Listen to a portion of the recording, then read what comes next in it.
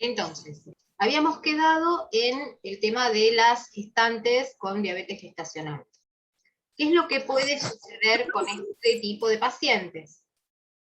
Una parte, hay alguien que tiene abierto el micrófono y hace un ruido raro. Una parte de las cuerpos gestantes que hayan desarrollado diabetes gestacional pueden desarrollar diabetes a 5 años posteriores al parto.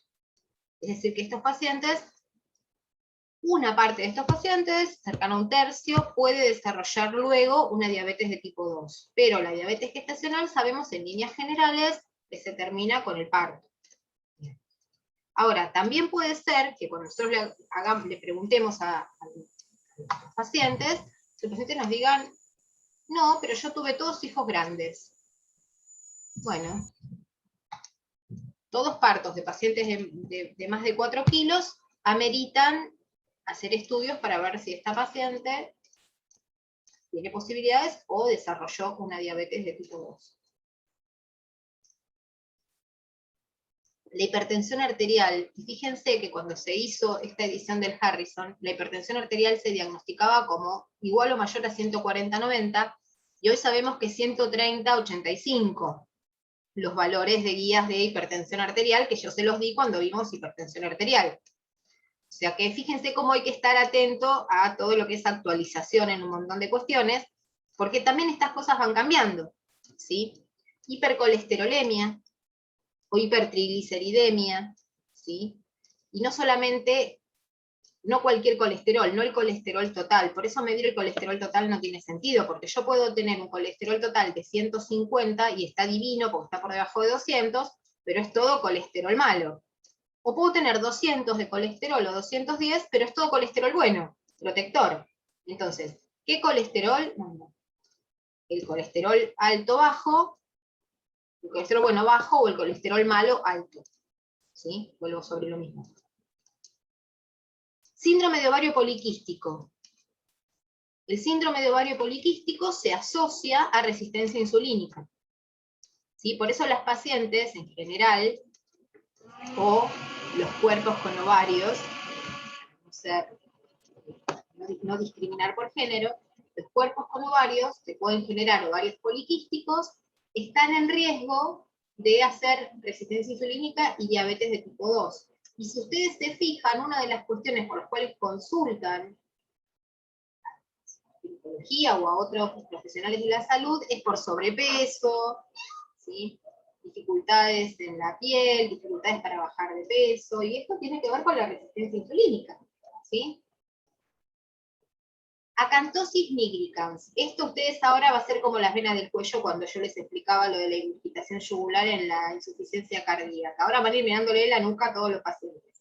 La acantosis nigricans es esa mancha oscura en el cuello, esa mancha color café con leche que ven en el cuello de algunos pacientes, que inclusive yo he visto enfermeres, no voy a decir ni dónde, ni cuándo, ni cómo, que pensaban que eso era falta de higiene. O sea, falta de lectura, decía yo, no es falta de higiene, pedazo de... Esto es una acantosis nigricans, es decir, es una mancha que está relacionada con una manifestación en piel de la resistencia insulínica. ¿Sí? Y antecedentes de vasculopatía de cualquier clase, porque hasta no saber por qué se produjo, una de las causas probables es que el paciente sea diabético. ¿Sí? Las pruebas de tanto de factores de crecimiento, en este caso para la resistencia insulínica, o las pruebas de hemoglobina glicosilada, por ejemplo, apareadas a toda la clínica del paciente, deberían hacerse en todos los adultos mayores de 45 años que tengan algún otro factor de riesgo asociado, ¿sí? Por ejemplo, yo tengo 53 años, y este año por primera vez me dosaron insulina, y está bien, y no tengo factores de riesgo para desarrollar diabetes, ni diabéticos en la familia, porque además no sé si hubiese alguien vivido tantos años como para ser un diabético viejo, digamos, de edad avanzada, que hubiese pasado. Pero como están todos muertos, tampoco tengo la posibilidad de pescar los antecedentes. Por ende, me midieron insulina y dio correctamente. ¿Sí? O sea que hay que ajustarlo también a las condiciones del paciente. Ni son todos los por encima de 45, ni son todos los que tienen factores de riesgo. Yo no tengo factores de riesgo, pero tengo la edad. O podría haber tenido la edad y algún factor de riesgo. O el factor de riesgo sin la edad, ¿se entiende? A esto me refiero, no lo tomen como una verdad bíblica esto, todos los de 45. No, porque puede tener 40 y factores de riesgo aumentados. ¿Y para qué me espero 5 años para medirlos? ¿Se entiende? Disculpa, profe, pero no entendí muy bien, o sea, ¿la edad sola o tiene que estar acompañado con otros factores para indicación de insulina? No. ¿Es así lo que quiso decir? No, lo que quise decir es, acá en lo que dice el libro de medicina interna de Harrison, dice, las pruebas deben considerarse a todos los adultos de 45 años de edad y en adultos menores de 45 con un índice de masa corporal mayor a 25, o sea que sean obesos, o uno de los siguientes factores de riesgo. Eso dice el libro. Ahora yo les digo, hay que ser criterioso en individualizar al paciente. ¿Por qué? ¿Todos los adultos de 45 años hay que medirles todo? No necesariamente. A los pacientes que tienen más de 45 años y no tienen, como yo, un índice de masa corporal mayor a 25 y no tengo ninguno de estos factores de riesgo, tengo un colesterol impecable, unos triglicéridos hermosos, un estilo de vida que salvo la pandemia venía hasta haciendo actividad física, o sea que la decayó con la pandemia, como en muchas casas y en muchos casos, pero que venía siendo sumamente saludable. De todos modos, porque tengo 53 años, fue pertinente medirme insulina. No darme, medírmela en sangre. ¿Cuánta insulina tengo yo? ¿Se entiende? Lo que pongo de ejemplo para que vean, porque están viendo un sujeto de verdad acá, no porque yo sea ejemplo de nada en la vida, sino porque están viendo un sujeto de verdad que no tiene factores de riesgo, pero tiene la edad. Ahora, a ningún profesional de la salud a los 45 se les hubiese ocurrido medirme nada frente a no tener ningún factor de riesgo, ¿se entiende? No hay que ser tan exquisitos, hay que individualizar al paciente. Porque, por ejemplo, podés tener 25 años y tener síndrome de ovario poliquístico y es pertinente que te midan valores para resistencia insulínica. Y tenés 25 años, ¿sí? Y podés desarrollar una diabetes de tipo 2. ¿Entiendes? Que vos decís, no, pero la diabetes de tipo 2 estoy esperando a los 50 a tenerla. Y no, pero tenés un factor de riesgo importante que habla de resistencia insulínica. Es individualizar siempre al paciente. Esto sin ninguna duda. En el diagnóstico de lo que sea. Y después hay algunos puntos de corte que los vamos a ver para que ustedes entiendan que sí se dice, ¿es o no es? ¿Sí? Hay un es o no es acá. Y ese es o no es tiene que ver con qué decide el consenso argentino en función de la bibliografía a nivel mundial, para definir que un paciente es o no es diabético. Y acá lo tienen. Normal es una glucemia en ayunas menor a 110 miligramos por decilitro. Esa es una glucemia normal. Ustedes van a ver que en el laboratorio, en el rango del laboratorio, le ponen entre 70 y 110. Menos de 70 es hipoglucemia, más de 110 es hiperglucemia. ¿Sí? Ahora, después hay 3 formas en las cuales podemos diagnosticar que un paciente es diabético. No es hiperglucemia, es diabetes. ¿Se entiende? Porque un paciente puede tener un episodio de hiperglucemia sin ser diabético, como puede tener un episodio de hipoglucemia sin ser diabético. ¿Sí? Como puede tener un episodio de hipertensión sin ser hipertenso. ¿Se entiende? Es lo que decíamos con la hipertensión. Una cosa es ser hipertenso y otra cosa es estar hipertenso. Bueno, una cosa es ser diabético y otra cosa es estar hiperglucémico. Ahora, para decir que un paciente es diabético, hay que hacer 2 glucemias en ayunas, 2 días distintos, con valores por encima de 126 miligramos por decilitro. O sea, te tomo la glucemia hoy, tenía 130. Te tomo la glucemia pasado mañana, tenía 126. Bueno, sos diabético, vamos a estudiarte. ¿Sí? Síntomas de diabetes: polidipsia, poliuria, polifagia. ¿Por qué se producen estos 3, esta triada de la diabetes? Poliuria porque la glucosa, cuando supera los 200 miligramos por mililitro, supera el transporte renal y empieza a aparecer en orina, aparece la glucosuria, que es la orina dulce. De ahí se diagnosticó la diabetes. La diabetes se diagnosticó a partir de que la orina de los pacientes era dulce. No me pregunten quién fue el que hizo así y probó, porque no quiero saberlo. ¿Quién se tomó el traguito de orina? No lo quiero saber. Pero de ahí viene el nombre diabetes mellitus, porque es dulce como la miel. mellitus viene de miel, en latín. Y se diagnosticó a partir de la glucosuria, no de los estudios en sangre, porque en esa época no existían los estudios en sangre. ¿Sí? Entonces, se produce poliuria por diuresis osmótica, porque el azúcar atrae agua y se la lleva y aumenta la tasa de producción de orina. Se produce polidipsia, aumenta la sed, y porque nuestro centro regulador dice, estoy haciendo todo el pis, necesito reponer agua. Por lo tanto, el paciente toma mucha agua y hace mucho pis. Y más agua toma, más pis hace. O sea que puede ser que un paciente con un debut diabético además venga deshidratado severo.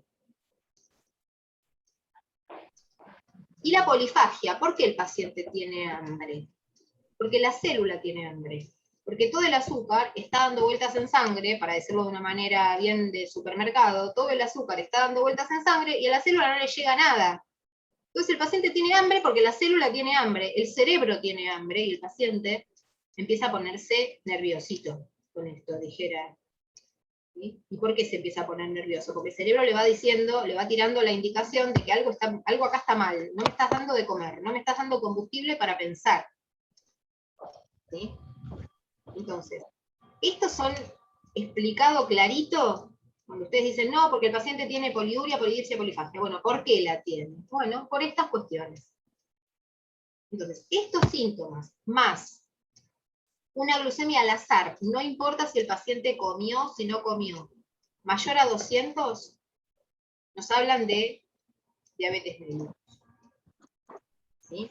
O si no, se puede hacer lo que se llama la curva de tolerancia a la glucosa, que es darle una bebida glucosada, preparada específicamente con 75 gramos de glucosa y 375 de agua, acá tienen solvente y soluto, 75 gramos de glucosa en 375 mililitros de agua, le hacemos tomar eso al paciente, que es un asco, y después le sacamos sangre.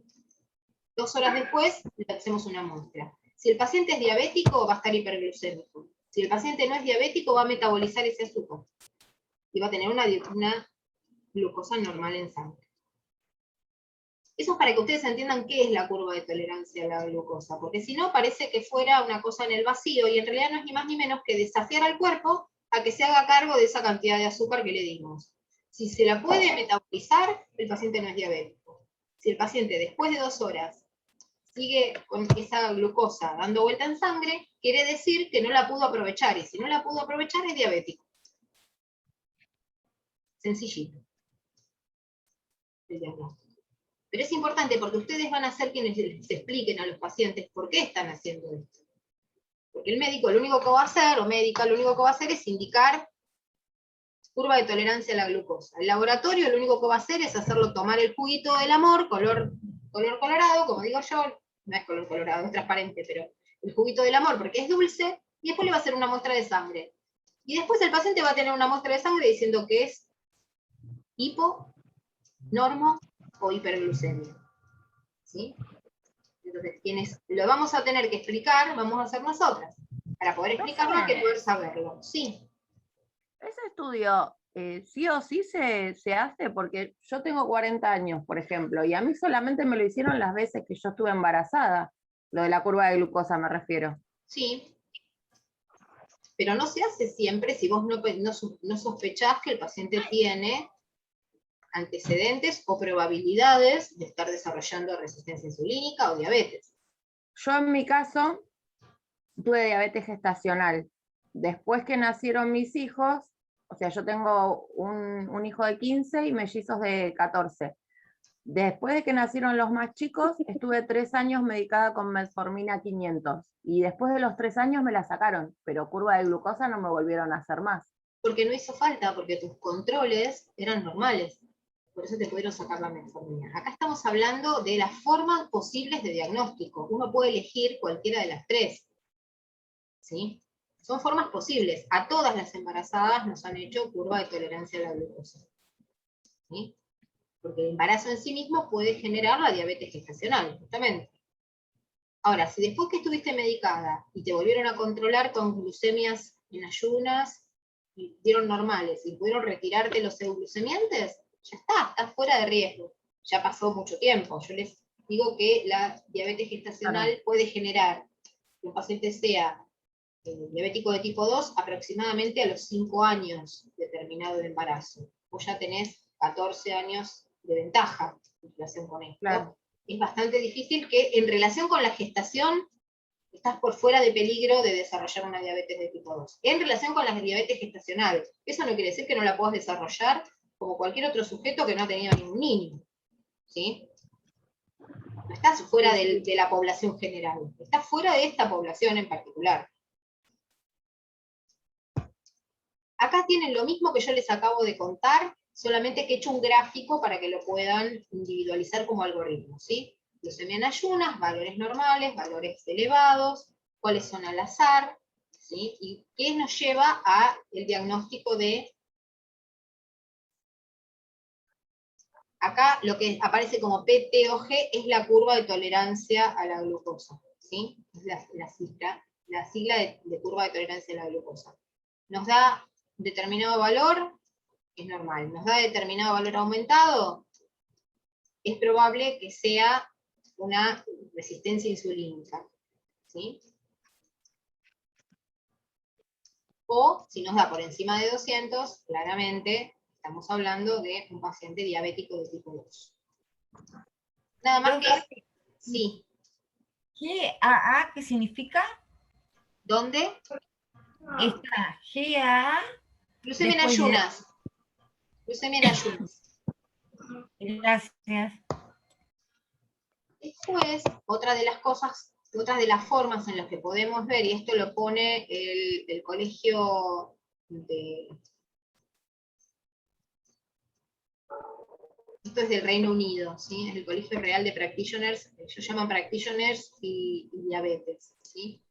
Lo que toman es la diferencia entre intolerancia a la glucosa o hiperglucemia en ayunas, ¿sí? Toman dos datos bioquímicos. Y hablan de diabetes de tipo 1, de tipo 2, y hablan de otras formas de diabetes. Hoy podemos hablar también de la diabetes 1.5, que yo me tengo que documentar para esto porque la verdad es que mucho no sé, estuve leyendo un poco porque me anoticié hace 15 días que existía, no sabía, a partir de estar viendo un curso de otra cosa de nutrición. Y ahí me entero que existe la diabetes 1.5 o diabetes latente, que parece que tiene un componente tanto de la diabetes tipo 1, en relación con lo autoinmune, como de lo que tiene que ver con los hábitos de vida de la diabetes de tipo 2. Por eso se la llama diabetes 1.5. La verdad es que no puedo decirles mucho al respecto, pero se portaría como un poco y un poco. Sería una diabetes que en algún momento va a necesitar sí o sí insulinizarse, pero que en principio, mientras se mantiene latente, no. Y se puede manejar con dieta y con euglucemiantes orales. Pero la diferencia que ustedes tienen que hacer fundamental para esta materia es la que vamos a administrar insulina y la que no. Entonces, acá tienen un resumencito de qué es la diabetes de tipo 2, que es más o menos todo lo que estuvimos hablando, para que lo vuelvan a leer. ¿Sí? Y acá vamos a hablar 2 minutitos de lo que se llama el síndrome metabólico. Que es como, si yo tuviera que tomarles hoy un examen oral y juntar varias cosas que hemos visto durante la cursada, un ejemplo de unión de estas cosas es el síndrome metabólico. ¿Por qué? Porque el paciente tiene alteraciones en los triglicéridos y el colesterol, hiperglucemia e hipertensión. O sea que lo vamos a tratar con euglucemiantes, o eventualmente si fuera necesario en algún momento insulina, antihipertensivos y alguna droga que mejore la relación de los triglicéridos y el colesterol. O no, o con la dieta, ¿sí? Este síndrome metabólico, ¿sí?, incluye, en general uno tiene alta sospecha en los pacientes que tienen una obesidad importante. Pero hay pacientes con síndrome metabólico que solamente van a ver la adiposidad en la zona del abdomen, que era la que yo les hablaba al principio, que genera resistencia insulínica. La grasa genera resistencia insulínica, y la grasa abdominal es la que más resistencia insulínica genera. Entonces, ustedes tienen un paciente con estas características, y además tiene triglicéridos aumentados, disminución del colesterol bueno o aumento del colesterol malo, ¿sí? Aumento de la glucemia en ayunas, o un diabético ya diagnosticado, ¿sí? El paciente puede hacer diagnóstico de hiperglucemia en ayunas en el marco de un síndrome metabólico, están siguiendo otra cosa y aparece al azar. Lo controlaron y se notó, ¿sí?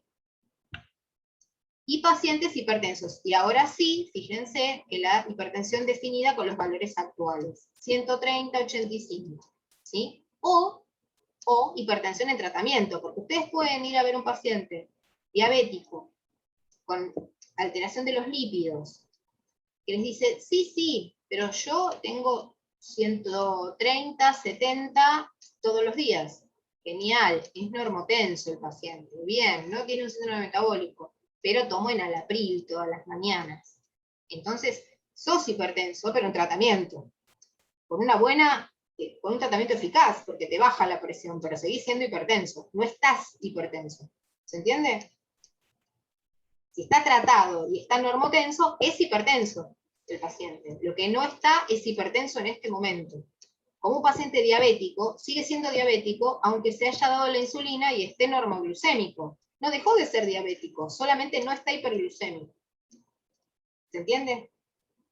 Es importante, en la anamnesis esto es importante, porque si solo nos guiamos por lo que dice el monitor, y nos va a parecer que el paciente está mejor que mi tía, ¿sí? Entonces, ¿qué fue lo que hizo este estudio? ¿Sí? Este estudio se hizo, el PRIST-1 y el PRIST-2 se hizo en Dinamarca, ¿sí? Y lo que relaciona, y que me parece que es un tema importante, aunque no sea un tema de examen, es un tema importante que ustedes consideren que la diabetes se asocia con enfermedad de deterioro cognitivo en las personas, y no necesariamente asociado a la edad. Esto que antiguamente llamaban demencia senil, y que hoy decimos demencia, porque no tiene nada que ver con la edad, tiene que ver con la disfunción cognitiva. Los pacientes que tienen resistencia insulínica, ¿sí?, que tienen una alteración de la glucemia en ayunas, tuvieron un 44% más probabilidades de tener disfunción cognitiva, y en general esta disfunción cognitiva se relaciona con el aspecto verbal. ¿Sí? Son estas personas que les cuesta articular la palabra, o tienen algún tipo de afasia, o directamente tienen trastornos para verbalizar, pensamiento enlentecido, verbalización complicada, ¿sí? Entonces, es sumamente importante esto, sumamente importante, porque si lo vamos a buscar, lo podemos prevenir, porque si está asociado a la resistencia insulínica, trataremos la resistencia insulínica, ¿en función de qué? De protegerle el aspecto cognitivo al paciente y la calidad de vida. No es lo mismo vivir con una disfunción cognitiva que vivir lúcido y con todos nuestros pajaritos en hilera. En calidad de vida no es lo mismo. Implica depender o no depender de un otro. Que no es poca cosa, los que nos vamos acercando a la edad mayor, saber que vamos a poder tener una vejez independiente, haciendo lo que nos gusta, versus una vejez de enfermedad y dependencia. ¿Sí? Entonces, trabajemos para la independencia de nuestros pacientes. Y la nuestra. Entonces, asociación entre síndrome metabólico, resistencia a la insulina y disfunción cognitiva. Esto que yo les decía recién, los resultados de estos trabajos. Y dentro de esto, lo más importante es lo que les puse en amarillo. La glucemia en ayunas fue el único factor de riesgo metabólico fuertemente asociado con la disfunción cognitiva. No lo fueron los triglicéridos, no lo fue el colesterol, no lo fue la presión alta. La resistencia insulínica y la glucemia elevada en ayunas se asoció fuertemente con la disfunción cognitiva. Así que imagínense lo importante que es trabajar esto y pesquisar esto, ¿sí? Y ahora vamos a ir un poquito más avanzado con el diapo a qué es lo que plantea la Argentina como tal, como guía nutricional del año 2018 del Ministerio. Este es el plato que plantea la Argentina como óptimo. Yo tengo disidencias con esto. Si quieren, vean la película What the Health y después van a ver por qué van a tener ustedes también disidencias con estas cuestiones. La verdad es que yo, dulces y grasas procesados y carnes y lácteos así, de esta manera, no me parece que sean muy saludables. Yo le pondría 3/4 de esto, de vegetales, le dejaría un margen chiquitito para que el paciente consuma, según sus gustos y su ideología, alimentos de origen animal saludables. Y le sacaría de plano a nadie, después de que le saqué la teta, nunca más le daría leche de vaca ni ningún lácteo, porque traen un montón de otras complicaciones, incluida la resistencia insulínica. Pero bueno, esto es lo que plantea la Argentina: más actividad física, menos sal, más agua, y por lo menos la mitad de los alimentos que vengan del lado de las plantas, ¿sí? Fíjense que los cereales y legumbres que ponen son integrales, son marroncitos, para que la gente se dé cuenta que no es pan blanco, sino... Pero pan blanco o pan negro, si el pan negro es de supermercado y tiene 50.000 conservantes, comete un pedazo de pan blanco casero, ¿se entiende? Porque el costo-beneficio es más saludable para todo. Un testeo chiquitito de un pan blanco que te hiciste vos, antes de comprarte uno de supermercado lleno de porquerías. ¿Qué se debe evitar? Y esto es lo que estamos pidiendo como etiquetado frontal también a nivel país. Que los elementos que nosotros nos llevemos a la boca digan que tienen efectivamente. Si tienen alto sodio, si tienen alto azúcar, si tienen altos químicos, ¿sí? ¿Por qué? Para utilizar este semáforo cardioprotector. Si sabemos que el evento desencadenante más grave de un paciente diabético son los riesgos cardiovasculares, vamos a ir a buscar alimentos cardioprotectores, ¿sí?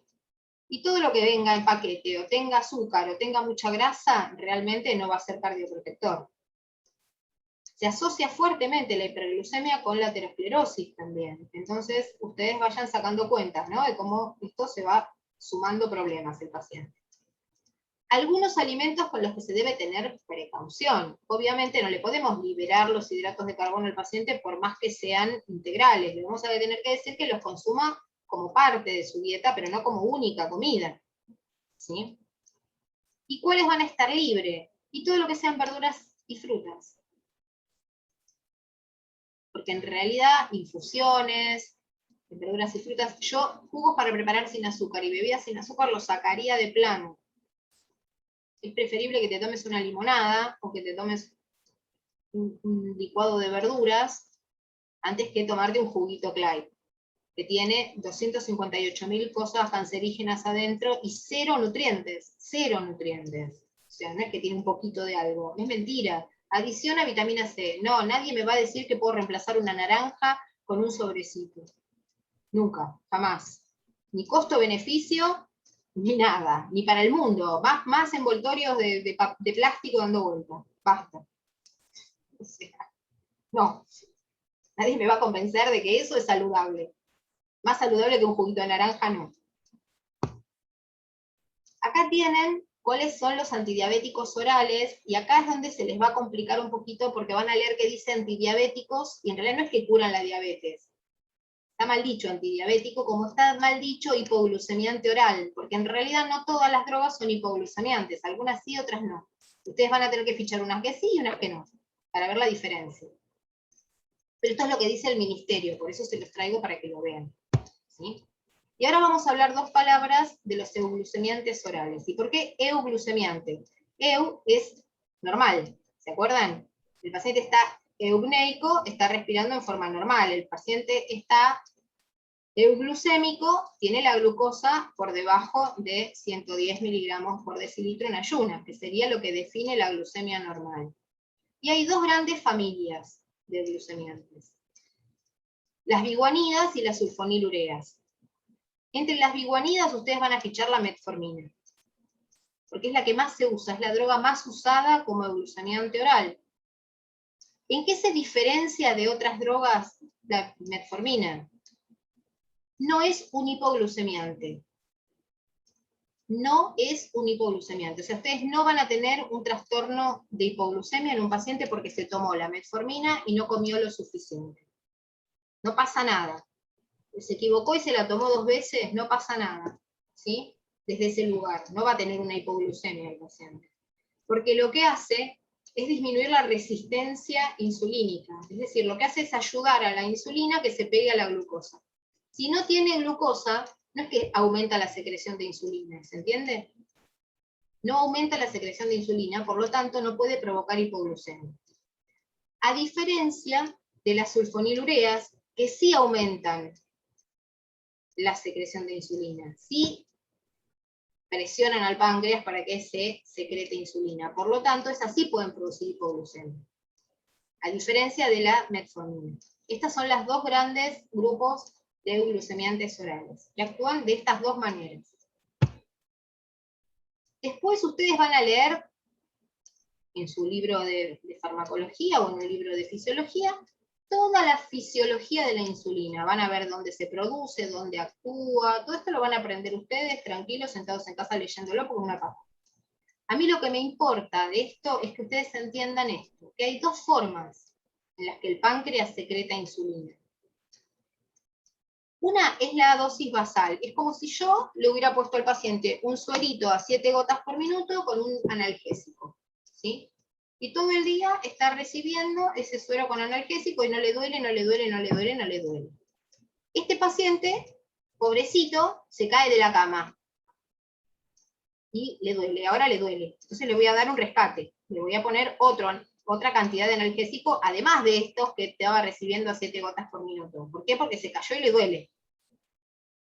Bueno, lo mismo pasa con la glucosa, perdón, con la insulina. La insulina, hay una secreción basal en todos nosotros, bajita, que todo el tiempo el páncreas está mandando esta, para mantenernos en nuestros valores normales, porque nosotros durante el día comemos, más, menos, un caramelito, una torta de manzana o un asado de tira. Comemos durante el día diferentes volúmenes y diferentes concentraciones de glucosa. Para que siempre estemos entre 70 y 110, está esta secreción basal. Basal quiere decir de base. Siempre igual. Ahora, después cuando nos damos una buena comida, necesitamos que pulse una cantidad extra. Y esto es lo que se llama secreción pulsátil. ¿Sí?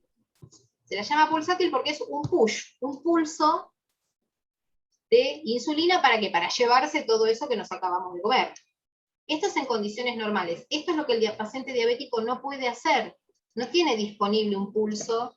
A veces tiene basal un poquito, pero no tiene nunca para hacer pulsos. ¿Se entiende?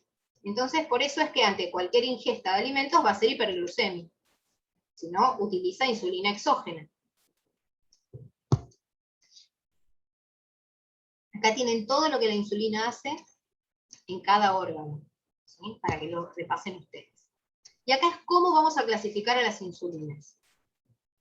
Si se corta, vamos a volver hasta que podamos llegar a la última diapo, que es qué van a fichar. Así que nos volvemos a conectar. No quiero ir rápido para que no se me corte, prefiero conectarnos 10 minutitos más. La insulina se va a clasificar en función del tiempo de acción, qué tan rápido empieza a actuar. ¿Qué tiempo demora en empezar a actuar y ejercer su principal función, o encontrar su pico de acción? Una vez que encontró su pico, ¿cuánto dura cuando empieza a bajar? ¿Sí?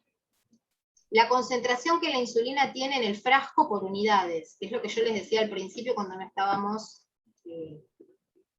todavía entrando en el tema. ¿Y cómo se administra?